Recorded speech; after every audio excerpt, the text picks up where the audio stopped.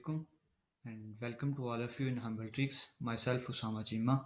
Today we are going to start a course, Basics of Cybersecurity for Beginners.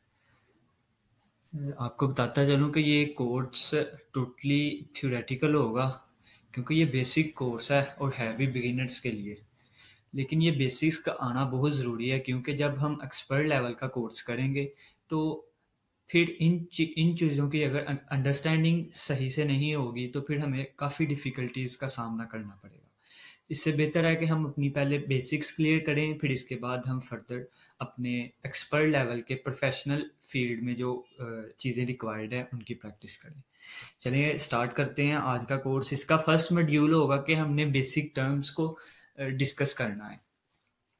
Basics terms में हमारी terms आ जाएंगी InfoSec की, information security की, फिर cyber security की, फिर एसेट्स आ जाएंगी, फिर वल्नरेबिलिटी आ जाएगी, फिर थ्रेट्स आ जाएंगे, फिर अटैक, फिर आईटी रिस्क, फिर एक scenario at the end discuss किया जाएगा जिसमें इन सारी टर्म्स के रिलेटेड बताया जाएगा कि एक सिनेरियो में ये सारी टर्म्स किस तरह से होती हैं, किस तरह से बिहेव करती हैं और क्या क्या चीज़ को हम कौन कौन सा नाम देते हैं। आइए हम आज के स्टार्ट करते हैं बेसिक्स टर्म्स को। सबसे पहली टर्म है इन्फोसेक। इन्फोसेक यानी कि इंफॉर्मेशन सिक्योरिटी। आपको इसके नाम से अंदाज़ा हो गया होगा कि इंफॉर्मेशन सिक्योरिटी का मतलब यही है कि हमारी जो इंफॉर्मेशन है या डाटा है उसको अनऑथराइज्ड एक्सेस से सिक्योर करना और कोई भी उस पर अटैक होने से बचाना जो इसको डैमेज करे, यानी कि मलिशियस अटैक होने से उसको बचाना।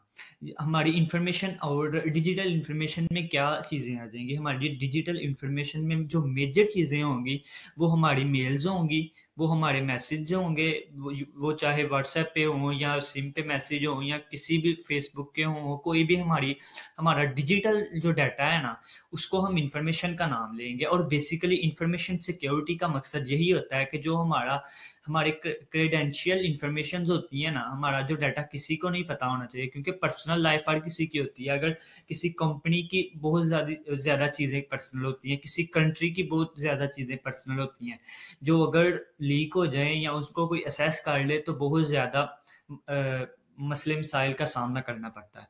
तो इसके अलावा हमारे पास जो क्रेडेंशियल इंफॉर्मेशन होती है वो हमारी फाइनेंशियल डिटेल्स होती हैं, लाइक एज हमारी बैंक की डिटेल। वो किस तरह से होंगी? अगर हम कोई क्रेडिट कार्ड यूज़ करते हैं ना तो वो समझ लें कि वो क्रेडिट कार्ड के रिलेटेड जितनी भी चीज़ें हैं ना वो हमारी क्रेडेंशियल हैं। अगर वो किसी को पता चल जाए, बेशक उसके पास कार्ड नहीं है, उसको बस इंफॉर्मेशंस मिल गई हैं, यानी कि आपका इंफॉर्मेशन में आपका पिन कोड मिल गया है, आपका सीवीवी नंबर मिल गया है, इसके अलावा आपका जो कार्ड के ऊपर नंबर है वो मिल गया है। अगर इसके पास ये सारी चीज़ें आ गई हैं तो वो इजीली आपको हैक कर सकता है, आपके सिस्टम को असेस कर सकता है, आपके बैंक अकाउंट को असेस करके उसमें आपके पैसों को चुरा सकता है। ठीक है। इंफॉर्मेशन सिक्योरिटी में एक चीज़ और आ जाती है कि हमने अपने डेटाबेस पे असेस मैनेजमेंट करनी होती है कि हमारे डेटाबेस में या किसी भी इंडस्ट्री का जो सॉफ्टवेयर में सिस्टम होता है उसको हम कितने % किस बंदे को असेस दें। असेस मैनेजमेंट ये होगी, अगर लेट्स सपोज एम्प्लॉय है, अगर उसको पूरे डेटाबेस के पोर्शन को असेस करने की परमिशन दे देंगे तो फिर ये मसले मसाइल होंगे कि कोई भी हैकर इजीली उस एम्प्लॉय को असेस करेगा और वो डेटाबेस में घुस के आपकी कोई भी चीज़ें आपको हैक कर सकता है और आपकी इंफॉर्मेशन चोरी कर सकता है। इसमें ये इन सब चीज़ों को मैनेज किया जाता है। इसके बाद आ जाती है हमारे पास एक टर्म साइबर सिक्योरिटी, जिसको हम कंप्यूटर सिक्योरिटी भी कहते हैं, आईटी सिक्योरिटी भी कहते हैं। ठीक है। साइबर सिक्योरिटी बेसिकली आप कह सकते हैं कि इंफॉर्मेशन सिक्योरिटी का एक पार्ट है, या फिर आप ये भी कह सकते हैं कि इंफॉर्मेशन सिक्योरिटी का एक तरीका है। इसमें बेसिकली हमने अपनी इंफॉर्मेशन को, अपनी डिवाइस को, अपने सॉफ्टवेयर को बेसिकली करना सिक्योर ही होता है। लेकिन एक आप कह सकते हैं कि एक इंफॉर्मेशन सिक्योरिटी का जो तरीका है वो साइबर सिक्योरिटी है।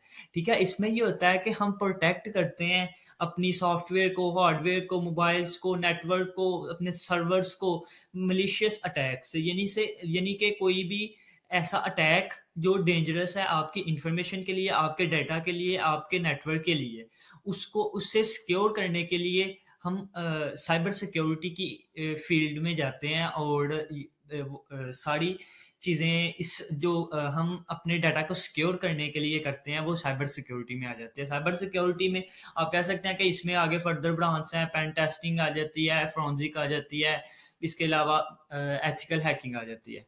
ठीक है ना? आप फर्दर इस पे गूगल सर्च करें, क्योंकि गूगल में हमें काफ़ी ज़्यादा नॉलेज मिल जाता है, जो हमें इस तरह से नहीं, मैं सारी चीज़ें तो इसके रिलेटेड डिस्कस नहीं कर सकता एक शॉर्ट इंटरवल में।